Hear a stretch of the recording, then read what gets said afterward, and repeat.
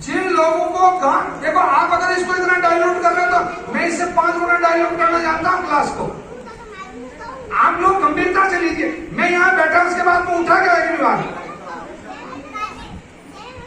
तो मैं जब इतनी एनर्जी आप लोगों के लिए दे रहा हूं तो फिर आपने इसको क्या, प्लीज मेरा निवेदन है आप लोगों का, हाथ जोड़ के निवेदन कर रहा हूं, इस तरह की नाटकबाजी मत करो प्लीज। ये गांठ घाव, चाहे ब्रेस्ट कैंसर है, चाहे गले का कैंसर है, चाहे शरीर में कहीं पे भी गांठ है या घाव है, ध्यान से सुनना, गांठ है या घाव है, इसकी औषधि बनाने का बहुत शानदार तरीका, ध्यान से सुन लो। इसमें से 50 ग्राम दवाई ले ली, पाउडर ले लिया, 2 लीटर पानी में डाल दिया, पानी को उबालते उबालते जब आधा लीटर रह गया तो उसको छान लिया। छानने के बाद उस छने हुए पानी में, औषधि वाले पानी में एलोवेरा डाल दो 200 ग्राम, अरंडी का तेल 100 ग्राम, सॉरी 100 ग्राम अरंडी का तेल, 100 ग्राम गाय का देसी घी और 100 ग्राम एलोवेरा, ये तीनों, एलोवेरा, अरंडी तेल और गाय का घी, तीनों डाल दिया और उसको तब तक पकाना है जब तक उसमें चिड़चिड़ाहट खत्म हो जाए, पर वो चिड़चिड़ करना बंद कर दे।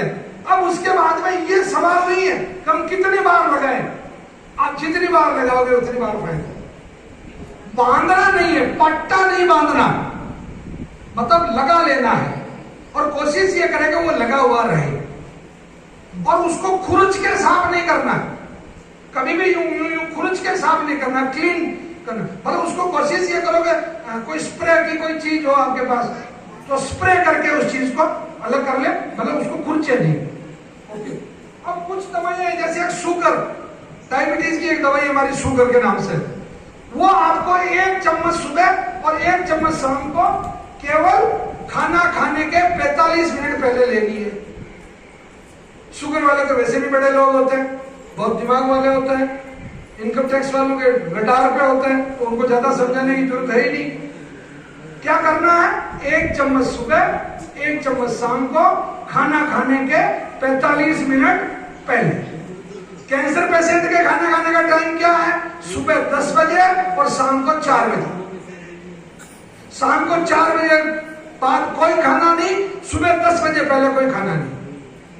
आप जूस कितनी बार पी सकते हैं, सुबह 5 बजे से दोपहर के 2 बजे तक और दोपहर के 2 बजे से शाम को 6 बजे तक कितनी बार सूप पी सकते हैं, वो छूट है आपको। परंतु खाना जो खाना है वो सुबह 10 बजे। वो कारण क्या, ये योशिनोरी जो साइंटिस्ट हैं जिनको नोबेल प्राइज मिला जापान के को, उन्होंने बताया इंटरमीडिएट फास्टिंग, मतलब 2 भोजन के बीच में दूरी, उसमें आपकी कोशिकाएं अपने आप मर जाती है या जो ताकत वाली कोशिकाएं होती वो कमजोर कोशिकाओं को खा जाती। ये इसका सिस्टम। ये मस्सा पाइल्स के जो पेशेंट है, ये आपको 2 तरीके इसके लेने के। एक सबसे बेस्ट तरीका तो ये कि इसको एक बार छान लो, अच्छा 1 चम्मच सुबह और 1 चम्मच शाम को शहद के साथ ले लो। सबसे अच्छा तरीका तो ये कि शहद के साथ इसको चाट लो। और जो लोग नहीं चाट सकते या नहीं ले सकते वो इसकी फाकी ले लो, 1 चम्मच सुबह और 1, आपको अगर खून आता रुक जाएगा, दर्द होता रुक जाएगा, और ये बहुत अच्छी, बहुत शानदार रिजल्ट है पाइल्स में। इसके लेने का तरीका वापस बताऊं, अच्छा तरीका शहद के साथ लेना है, और अगर न ले सके शहद के साथ तो पानी के साथ फाकी लेनी है, सुबह भूखे पेट, शाम को सोते टाइम। काढ़ा लेने का भी जो दूसरी बीमारियां हैं उनमें सबसे बेस्ट टाइम जो है सुबह भूखे पेट, शाम को सोते टाइम। और कैंसर में तो हमने आपको टाइम बताई दी। हाँ बेटा, ये गैस कब्ज ये और भी सरल है। सुबह सोते उठते ही 1 चम्मच और शाम को सोते टाइम 1 चम्मच। भयंकर भूख लगेगी, गैस बिल्कुल नहीं बनेगी और बहुत शानदार तरीके से आपका जो सिस्टम है वो बिल्कुल एकदम ठस फ्रेश। मतलब वहां बैठ के अखबार नहीं पढ़ना पड़ेगा, लेटरिन में बैठ के। बहुत सारे बड़े बड़े लोग पढ़ते हैं वहां अखबार। चलिए अब आते हैं अपने एक बहुत इंपॉर्टेंट सेगमेंट पे। आज और डायबिटीज के लिए आपको बता दिया। अच्छा, डायबिटीज वालों के लिए इसमें लिखा हुआ है शुगर के विभाग से, उसमें क्या खाना है क्या नहीं खाना वो आपको इसमें पढ़ लेना है। ये बहुत सिंपल चीज है, मतलब इसमें कोई बड़ा मुश्किल काम नहीं है। अब आते हैं सबसे महत्वपूर्ण बात पे। हाँ दादा, हाँ शुगर के लिए जब लिया जाए हाँ नहीं जाए। हाँ, जब आपका वो मतलब जब नॉर्मल होने अभी तो लिया जाए, परंतु 15-20 दिन बाद वही उसको वैसे कम किया जाए, 50, 25, 20, 15, 10 ऐसे, पर एकदम नहीं छोड़ा जाए, एकदम नहीं छोड़ा जाए। हाँ बेटा, हाँ हाँ, वो गांठ का वाला बताया मैंने अभी, हाँ वो लगाना। हाँ तो वो चकम उससे ठीक हो जाएगा, वो अभी मैंने बताया चकम वाला। चलिए नेक्स्ट। अब आज बहुत वास्तव में खुशी का दिन है, अच्छा दिन है, क्योंकि आप लोगों को ये विश्वास होना चाहिए कि कैंसर ठीक भी होता है क्या, ठीक है ना। ये विश्वास होने के लिए ये तो महानुभाव जो बैठे हैं ये पर्याप्त है, ठीक है। अब दीदी की तरफ से कौन आप बोलेंगे? सर आइए, आप अपना नाम पता परिचय बताएं और बिल्कुल झूठ बोलने की जरूरत नहीं है, जो सच्चाई है वो बताएं। लीजिए ये फीलिंग आएगी,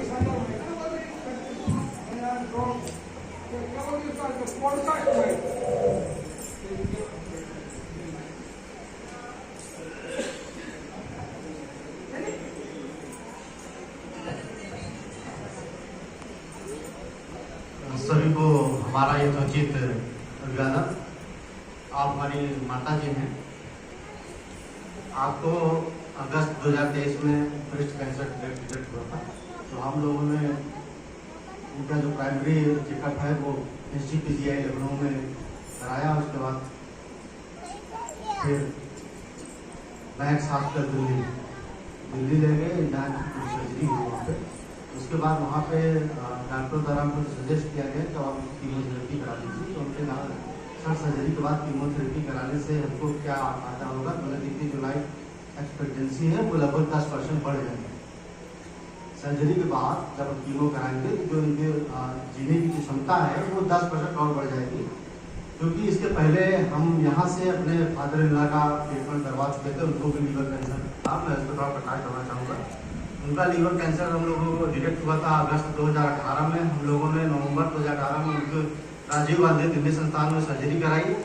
1.5 साल वो एकदम फिट रहे, कोई दिक्कत नहीं हुई। लेकिन मई 2020 में दोबारा उनका रिकवर कर गया वो कैंसर। जब मई 2020 में दोबारा रिकवर कर गया, हम लोग उनको दोबारा लेके गए राजीव गांधी में। तो उसको दुर्भाग्य समझिए या सौभाग्य समझिए, जो भी हो, कोविड का पीक था। किसी डॉक्टर ने 1 सप्ताह तक उनको देखा नहीं हुआ। हम लोग 1 सप्ताह उनको राजीव गांधी पे ही लेके पड़े रहे। फिर वहीं से हमको यहाँ के बारे में जानकारी मिली। हम लोग सीधे वहाँ से यहीं चले गए। 1 साल प्रॉपर ट्रीटमेंट उनका वहाँ से चला। पिछले 3 साल से उनकी सारी रिपोर्ट नॉर्मल है। मैं पिछले 5 साल से यहाँ लगातार आ रहा हूँ। इसी दौरान मेरी माता जी को भी कैंसर डिटेक्ट हुआ, तो हम सर्जरी तो करा लिए, चूँकि हमने बायोप्सी करवा ली थी पीजीआई में। जिनका जो रूप था वो थोड़ा बिगड़ने लगा था, जो गांठ की जो रूप थी वो थोड़ा बिगड़ रहा था। तो हमने डॉक्टरों की ही मदद से, हमारे एक व्यक्तिगत परिचित डॉक्टर है मैक्स में, उनके मदद से मैं वहाँ गया और वहाँ पर सर्जरी कराई। लेकिन कीमो न कराते हुए मैं फिर यहीं आया, क्योंकि हमारा यहाँ पे जो अनुभव था बहुत अच्छा रहा। तो लगातार 1 साल दवा रहा। पिछले 6-7 महीने से सारी दवाएं, सारी रिपोर्टें इनकी नॉर्मल चल रही हैं। लेकिन फिर भी मैं 3 महीने 4 महीने में एक बार आता हूँ। फिर आज आया था, सर के माध्यम से फिर हुआ। सर ने कहा 2 महीने आप फिर नॉर्मली दवा इसको ग्रेजुअली कम करते हुए 2 महीने बाद फिर हम PET-CT कराएंगे। पिछली PET-CT जो थी हमारी पूरी तरह से नॉर्मल है। सर ने कहा कि आगे वाली जो PET-CT होगी आपकी नॉर्मल ही रहेगी और आपको आने की जरूरत नहीं है। बहुत बहुत